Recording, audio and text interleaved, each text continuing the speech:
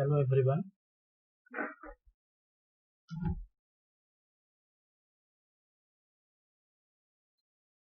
My name is Devashish Padi. Today we will discuss about the sequential circuit. Okay. In the last session we have already discussed about the combinational circuit and different types of combinational circuit present. Okay. So what is basically combinational circuit? The combinational in case of combinational circuit, the present output only depends upon the present input. Okay, the present output only depends upon the present input. And the different types of combinational circuits are multiplexer, demultiplexer, adder, subtractor, encoder, decoder. Okay, these are the different types of combinational circuit present. But what is sequential circuit generally? See, this is the diagrammatic view of your sequential circuit. Sequential circuit is nothing but combinational circuit plus the memory elements. Combinational circuit plus the memory element. That means in case of sequential circuit, the output depends on the present input as well as the past output.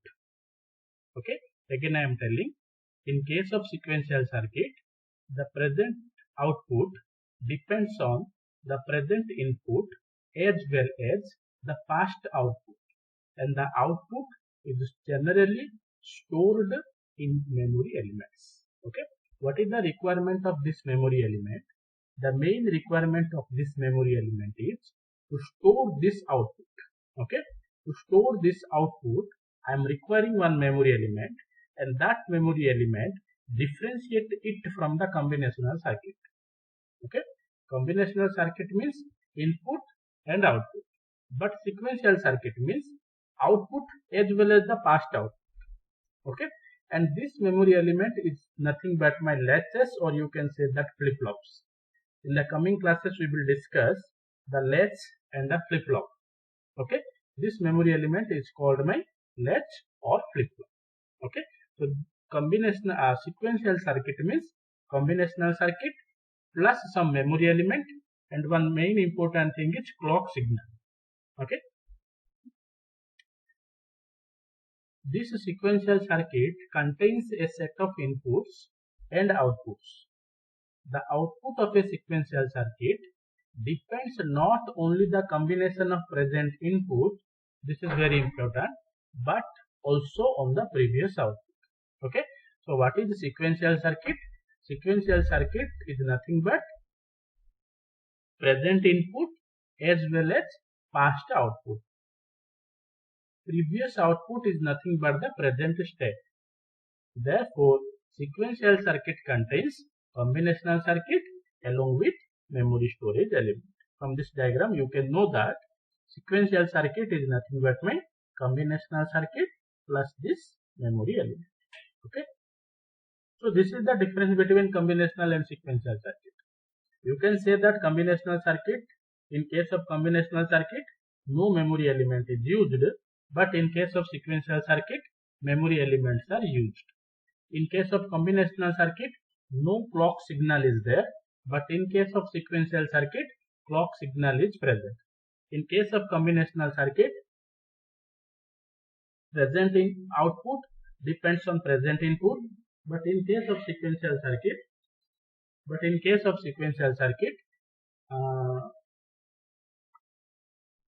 the output depends on present input as well as past output. Okay. So some sequential circuit may contain combinational circuit, but only memory element. Okay. Sequential circuit means memory element is must. Okay. Why memory element? Why I am using memory element? The main requirement of memory element is to store the output, and this memory element is called as flip-flop or latch. So what I have already told you, the difference between combinational circuit and sequential circuit. In case of combinational circuit, the output only depends on the present input. Okay. In case of combinational circuit, the output only depends on the present input. But in case of sequential circuit, output depends on present input as well as present state. Present state means the past output. In case of combinational circuit, no feedback path is required. But here feedback path is present because the output is stored in a memory element. In case of combinational circuit, memory element is not required because we are not in a state to store the output. In case of combinational circuit, we are not interested to store the output. So memory element is not required. But in case of sequential circuit, I am in a position to store this output. So to storing the output, memory element is required. Clock signal is not required in case of combinational circuit. Clock signal is required in case of sequential circuit. What is generally clock signal? We will discuss. Combinational circuits are easy to design, but sequential circuits are difficult to design. So these are the difference between your combinational circuit and sequential circuit. Then there are two types of sequential circuits are generally present. First is asynchronous sequential circuit and next is synchronous sequential circuit. Okay. Always remember, asynchronous means it does not depends on the time. It does not depends on the time. Synchronous means it depends on the time. Okay. Asynchronous does not depends on the time. Synchronous means depends on the time. So let us see what is asynchronous sequential circuit. Some or all the outputs of a sequential circuit do not change with respect to active transition of clock signal. What I have already told you, time. According to clock signal, the output does not change. That means this type of sequential circuit does not depends on the clock signal. Okay. Then that sequential circuit is called as asynchronous sequential circuit. That means all the outputs of asynchronous sequential circuit do not change at the same time. Okay. At the same time, the outputs do not change. Okay.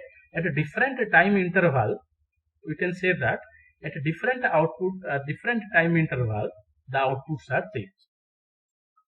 Therefore, most of the outputs of asynchronous sequential circuit are not in synchronous. One means at the same time. Synchronous means at a same time, at a regular interval of time, with either on positive edge or negative edge of clock signal. We will discuss in the next slide what is generally positive edge and negative edge. So what is the synchronous? If all the outputs of a sequential circuit change with respect to active transition of clock signal. Okay. If all the outputs are changed in a fixed time, if all the outputs are changed at a fixed time, then that type of sequential circuit is known as my synchronous sequential circuit. That means all the outputs of a synchronous sequential circuit change at the same time. Therefore, the output of synchronous sequential circuit are in synchronous. Synchronous means fixed time interval with either only positive edge or only negative edge of clock signal. Then basically what is the clock signal? Okay. What is basically a clock signal? Clock signal is nothing but a periodic signal, either at on or at the off time. Clock signal is a periodic signal and its on time and off time need not be same. Okay. The signal may be on at certain interval of time. The signal may be off at certain interval of time. And we can represent a clock signal as a square wave when both its on time and off time are same. This clock signal is shown in the below view. See, this is a clock signal. Okay. The lower things are known as my off, so 0 volt. and the higher position, these peak positions are known as my on. That is known as 5 volt, represented as a 5 volt. Okay, and from this low to this low, when this wave changes to low to high, and again change high to low, and again change low to high. So from this point to this point is known as one time period. Okay, from this point to this point is known as my time period, and from this low point to this low point is again called a one time period. From this low point to this low point is again called one time period. Next, types of triggering. Generally, we have two types of triggering. First is level triggering and second one is edge triggering. So first we will discuss what is generally level triggering. Okay.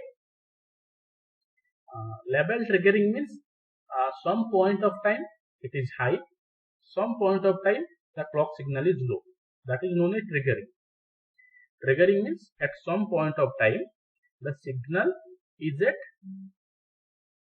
high and some point of time the signal is at low. That is known as trigger. Triggered means low to high or high to low, or at high position or at low position. So there are two types of level triggerings are there. That is known as positive level triggering or negative level triggering. If the sequential circuit is operated with the clock signal when it is in logic high, okay, when the clock signal is high, then that type of triggering is known as my positive level triggering. See the diagram. Okay, see the diagram. It is known as positive level. Okay, it is known as positive level. It is also positive level triggering. It is also positive level triggering. That means when the clock signal is at peak position, at a high position, that is called as my positive level triggering. If the sequential circuit is operated with the clock signal when it is in logic low, okay, this is low, negative logic low, this is logic low, this is low position. That means when clock signal is off, clock signal is at low position, that is known as my negative level triggering. Okay. Next, what is edge triggering? Edge means changes from one point to another point. Okay. There are two types of transition that occur in clock signal. That means the clock signal transition either from logic low to logic high or logic high to logic low. Always remember, high to low means negative edge triggering. Low to high means positive edge triggering. Okay, two types of edge triggering are there: positive edge triggering, negative edge triggering. If the sequential circuit is operated with the clock signal that is transitioning from logic low to logic high, then that type of triggering is known as positive edge triggering. It is also called rising edge triggering. Okay. Okay. See, from low to high, positive edge triggering. From low to high, positive edge. Okay. From low to high, positive edge. From low to high, positive edge. Okay. Down to up, positive edge triggering. If the sequential circuit is operated with the clock signal that is transitioning from logic high to logic low, then that type of triggering is known as negative edge triggering. It is also called falling edge triggering. See. Okay. From this point to this point. Okay. Negative edge. From high to low, negative edge. From high to low, negative edge. From high to low, negative edge. From high to low, negative edge. Okay. So this is called as my negative edge. Okay. So this is the basic fundamental concept of your sequential circuit. Okay. From the next class, we will discuss different examples of your sequential circuit, that is known as latches, flip-flops, counters, and resistors. Okay. Thank you.